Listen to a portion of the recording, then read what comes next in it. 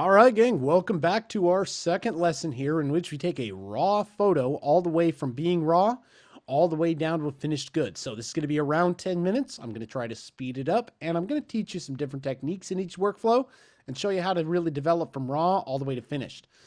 So let's go ahead and open this photo. Now, this is Miss Olive, this dog. Well, let's just put it this way. I like my wife. I love my dog. So she's going to be part of our Christmas card this year. So let's go ahead and get started. When we go through and we do this, I like to make all of my adjustments to the master overlay. So I want to introduce you to this overlay tab. We've used it a couple times before. Now, this means everything we do here, we're going to do to the entire image. Now, I tend to underexpose. I like to shoot darker because I can always lighten it. But if you blow out a pixel and overexpose, then the program has nothing to go off in terms of data. So I'm shooting at an f1.7 with my Panasonic Lumix. And the first thing I'm going to do, I'm going to crank up my exposure just slightly. Now, there's a lot of things I like about this photo. One, I really like the rim light that's created.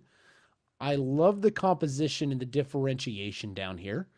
And so I want to make sure that works. And I really love the depth of field that I got shooting with this lens. So the dog shows up front and center. The ear is a little bit back. We're good. Now, I don't want it extremely black, so I'm going to go ahead and crush this black point back just a little bit. I'm not going to mess with the brightness. I'm going to maybe up the contrast just ever so slightly. Now, a little goes a long way with this. And because I want the yellows to be a little bit more yellow, I'm going to crank up the saturation a little bit. Now you see how a little goes a long way with that. We're starting to blow out the dog there. So I think we're in good shape. I've got that good yellow reflected light. And I think that I'm actually pretty good with that. Now the lens. French Bulldogs need to have a little bit larger head. So I think that I'm going to take this in the distortion. And because I want her to be my subject, I'm going to go ahead and distort it so that this head is a little bit bigger than this ear. I think that that matches the breed, and I think that it's going to lead to a good composition. Then when I come down to the details, now, I don't have a lot of noise in this picture. Let's go ahead and take a look at what noise is. I've got really good differentiation down to the individual hair, but I've got a little bit of noise up here in the out of focus. So I am going to crank up the noise reduction just a little bit, and it did make a subtle difference in the ear, but the problem is if you go too far, you run the risk of turning the dog into plastic. So you see here the 70%, that actually made some good adjustment, and I'm able to hold all the differentiation down here in the hair. So I think 70% is where I'm going to stick. All right, now let's go ahead and do the next piece here. Come up here. Let's crop this thing. Now, I always crop because when I go into working, I want to make sure that I've got it the way I want in my composition. And I'm going to hold the original ratio. I'm going to grab the corner. And I'm going to bring it down kind of where I want. Now, the important thing to me is I really would like this eye in that line of thirds there. And I want enough of the black to be seen. So I think that this doesn't really help me tell the story. I think that I'm in pretty good shape right about here. So let's go ahead and apply that. Hit enter. And beautiful. I think that we're in pretty good shape. Now let's go ahead and hit develop. Now, once I'm in the working persona, right here now, you'll notice I'm no longer in the develop persona. Now I can start making some adjustments. The first thing that I want to do is I want to start working with curves. So I'm going to come over to layers and I'm going to grab an adjustment layer. And I'm going to work with curves. Now, the blacks are a majority over here, right? They're spiked up. So if you wanted to reduce the blacks, let's try this.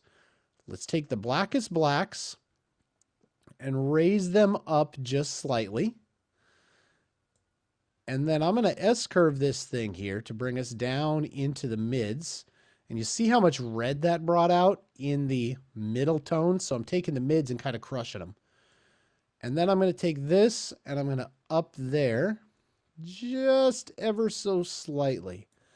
And you see how that changed the whole game in the face of this dog. I really like that part. All right, so let's go ahead and close that out. I'm happy with that curves adjustment. I got a lot more red inside of this face, so there's a lot more dynamics. Now, when we do this part, let's go over here and let's grab a selection. Now, I'm going to go ahead and I'm going to come up on over here and I'm going to make sure I'm an add. And now you could do this a couple different ways. I know some people are going to complain that I didn't use a live filter layer. I fully get it.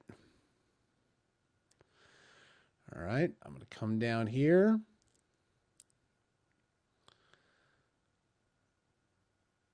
And you see how I'm just painting in a little bit of the selection here.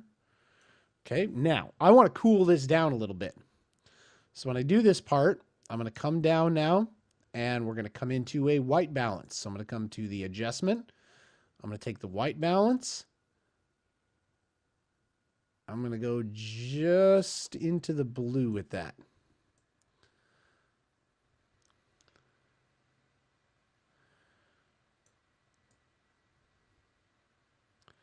All right, so just a little bit of that, just a little bit of purple, just a little bit of blue. All right, so now with my white balance adjusted, I'm coming over here, and now I'm going to go to a live filter layer. Well, before we do that, let's deselect. And now I'm coming back to the live filter layer. I'm coming back, and we're going to go ahead and do the vignette. Now, with the vignette, I'm going to go ahead and crank down. Now, why isn't that working? You can't vignette the white balance layer, folks. It just doesn't work that way.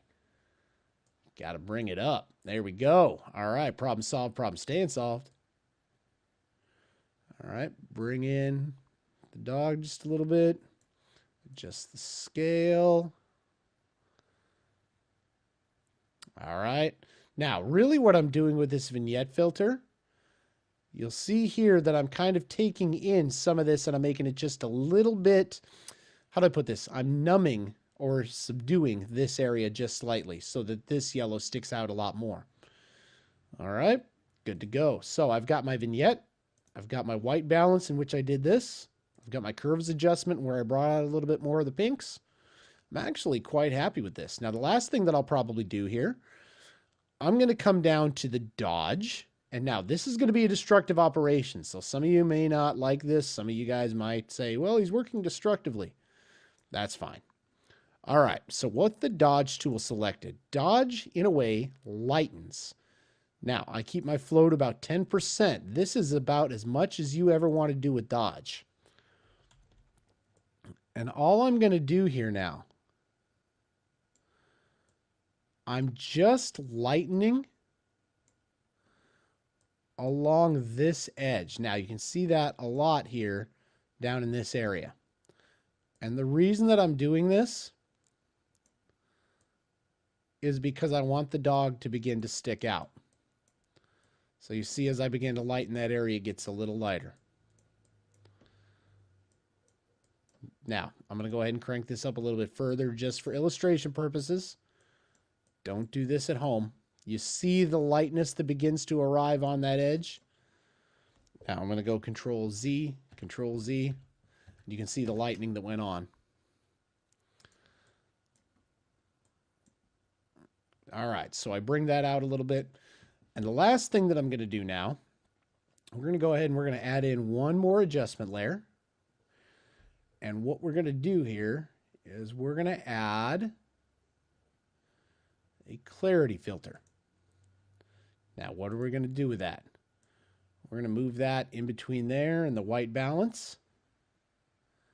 And now let's crank it up so you can just see what happens. You see the crazy amount that that's doing on the nose over here? We want to make it a little more subtle than that.